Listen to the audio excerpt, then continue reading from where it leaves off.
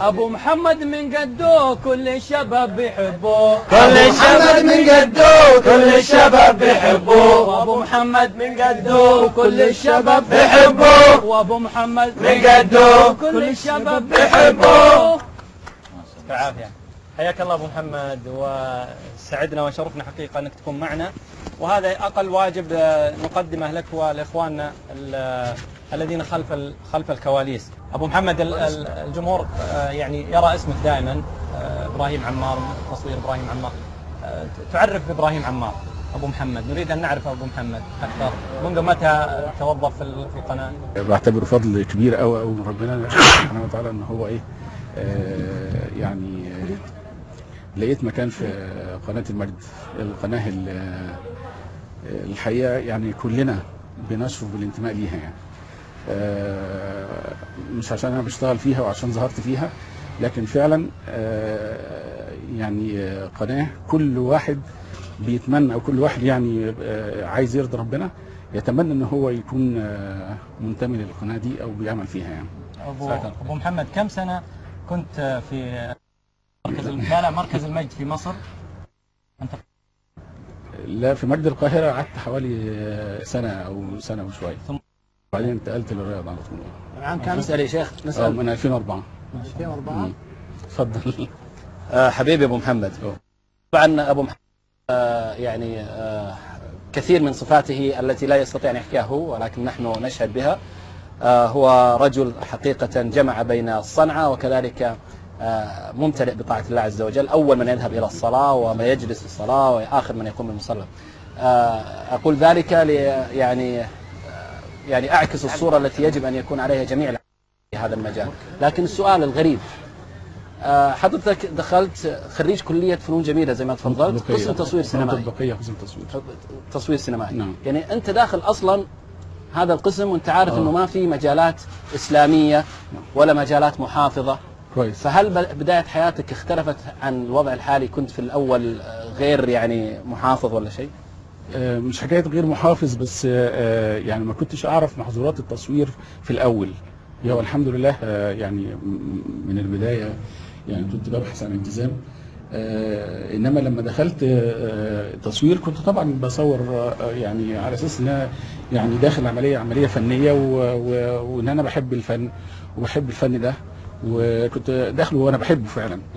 وفعلا وانا طالب في الكليه كنت بعمل اي حاجه فنيه، يعني اي حاجه بتبرز هذا الفن. يمكن ما كنتش بدور على ان هي تكون يعني ملتزمه شويه او حاجه، لكن فيما بعد عرفت محظورات التصوير والشرعيه، فطبعا بدات التزم بيها ومنعت تماما ان اصور اي حاجه يعني مخالفه للشرع. وبالتالي فطبعا منعت نفسي من حاجات كتير جدا، سواء فوتوغرافيا او تلفزيونيا، سواء في العمل او في الهوايه او في كنت بعمل معارض مثلا قبل كده، فبطلت اعمل معارض، لان المعارض بتلتزم ان انت يعني تعمل حاجات فنيه، والحاجات الفنيه ممكن تكون فيها محظورات شرعيه شويه. انت يعني كنت مصور كاميرا وفوتوغرافي، اقصد فيديو وفوتوغرافي. ما هو القسم بتاعنا اسمه قسم التصوير الضوئي، قسم التصوير الضوئي والطباعه. قسم التصوير الضوئي ده بيحتوي على تصوير سينمائي وتلفزيوني وفوتوغرافي، كلها يعني جميع انواع التصوير بندرسها، ان انت تبقى مؤهل بعد ما تتخرج ان انت تشتغل في اي مجال من المجالات الثلاثه دي. جميل. ممكن خلينا ناخذ من هنا اثنين وبعدين او واحد، وناخذ بعدين من ممكن انا اسال؟ انا ما ابغى اسال، بس ودي اقول شيء عنه. تفضل. هذا الرجل تجمعني به يعني صداقه اعتز بها حقيقه. يعني من الاشياء المؤثره حقيقه ان يكون امامك مصور يعيش البرنامج اللي انت تقدمه. من المواقف اللي جمعتني بهذا الرجل هو الاستاذ احمد كتكت. عندي برنامج شيء في الخاطر ساعتين على الهواء لوحدي، فوجود هذين الشخصين، الاستاذ احمد كتكت هذول الشخصين يعني يعيشون معي في البرنامج حقيقه، ما هم مصورين، يعطوني محاور. ابو احمد الشايب حقنا. ابو احمد معليش، اليوم لقاء العمالقه، عمالقه التصوير. طيب ممكن تخلوني اكمل بس؟ ممكن يعني لا، لو بنعد ترى في 100 واحد شغال. فكان يعني يعطون محاور تعديل حتى ايات، استدراك، فبيض الله وجهك. انا اشوف ابداع اللي طلع دائما. اي والله ترى ما اذا طلع ابداع فهو بمجهود الشخصين العظيمين. يعطيك العافيه ابو رزان. في ابو انا سبحان الله اقول العم ابو محمد اشباهه كثير سبحان الله، يعني فيهم الخير ومنهم سبحان الله يا اخي في شبه من العم ابراهيم العنيزان الله يرحمه ابو صالح. فالله يمتعك بالصحه والعافيه ان شاء الله. امين امين. ويعني الحقيقه اذا كان يعني فيها صفه من الصفات اللي هم قالوها، فدي يعني تعتبر اقل صفات، لان كل زمايلي فيهم صفات اعلى من كده بكتير جدا. بس يمكن يعني المصورين خلف الكاميرات فما بيتعرفش ايه عنهم يعني قدام الكاميرات. فانا انتهز الفرصه دي ان انا قدام الكاميرا، ويعني انا بشكر زمايلي جدا جدا، لان هم اذا كنت انا يعني قدرت ابقى كويس في التصوير فكويس بيهم هم، لان هم لو وقفوا ما كنتش بقيت كويس يعني. تحسب لك ابو محمد. تفضل ابو. الله يسعدك، احنا حقيقه شاكرين لك والله يا ابو محمد. ربنا يبارك فيك. غايرني كل ناظرني انا قبلك. عبد الله اخلص ولا الله يسعدك يا ابو محمد، والله العظيم انه ساعات نكون احنا في البرامج قبل الهواء نكون متوترين نكون مشغولين، فدائما ابو محمد يحاول يهدينا ويساعدنا ما شاء الله تبارك الله. بس انا بسال ابو محمد، يعني هل البرامج اللي انت ما شاء الله دائما تحرص عليها، اكيد في برامج محببه لك، ماك تعدل لنا كذا كم برنامج ودك انه ما ينقطع، برنامج انقطع يعني ودك انه يرجع غير حي اللوز البرامج لك ذكريات معه؟ ويعني الحقيقه لو انا في التلفزيون المصري كنت بتخير، يعني اللي انت بتقوله ده كنت بعمله، ان انا بتخير البرامج اللي هي بترضي ربنا او اللي فيها التزام شويه بروحها، والحاجات الثانيه اللي هي ايه يعني فيها بعض المحظورات ما كنتش بروحها. انما هنا في المجد ما شاء الله جميع البرامج ما بحاولش ان انا ما بتحيرنيش، عارف ان اي برنامج فيها يعني هيوصلني لربنا ان شاء الله، وهيوصلني لارضاء الله. اول حياتي دي بيني وبين ربنا. طيب معك بطيب حياتك ابو عمر. حياتك من ضمن البرامج الجميله اللي الواحد بيحبها، يعني برنامج فني ما شاء الله بيجمع بين الفن والالتزام. شكرا ابو محمد. انا اقول اولا انا سعيد بوجودك بيننا، ربنا يخليك، ونشكر الحقيقه نبراس على اختيار الموفق. يعطيهم العافيه. جزاهم الله خير والله. اما السؤال فاسال يعني عند ربنا افضل من ذلك يعني. الله يحفظك. من الزلفي طلب. ساسال يا عم ايش جاب الزلفي؟ خلينا نسال. تعرف الزلفي يا ابو محمد؟ اسمع عنها. حلو. ترى ديره الرجال ابو سند وديرتي عشان ينبسط نفس كل ابو سند بس باقي له 17 يوم يرجع لها او 16 يوم. بسال سؤال عن عنوان كبير اسمه الصعوبات في التصوير. يعني ايش اصعب البرامج اللي تشعر انها ما فيها عوامل سهله جدا من ناحيه التصوير ووقت التصوير؟ وايضا سؤال اخر، اصعب انواع المذيعين معك، يعني احنا مذيعين الحين تأشر علي زين كذا سويت كذا معناته الكل ها يعني المذيع الثابت ولا المتحرك ولا المتنقل؟ نقول مذيع البرامج الحواريه ولا مذيع البرامج الترفيهيه ولا مذيع من البرامج الشباب اصعب شيء خله. هو سؤالي لا تألفون فيه. عدلوا فيه قالوا بس جاوب لك الحال بيذبح احد اوفر اليوم. والله نسمع ابو والله محمد. مقصرين في حقك. ما يتحمل اليوم. عن البرامج الصعبه في التصوير هي اي برامج فيها حركه بتكون صعبه في التصوير، لان طبعا بتتابع المذيع او الممثل او الضيوف بتتابعهم في الحركه بتاعتهم، سواء بالفوكس او بالزوم او بالحركه الكاميرا نفسها. برامج الاطفال دي بالنسبه للبرامج اللي هي ايه بتكون محتاجه مجهود شويه في التصوير. البرامج اللي فيها حركه عموما. والمذيعين بصراحه يعني معظم المذيعين في قناه المجد بنستفيد منهم.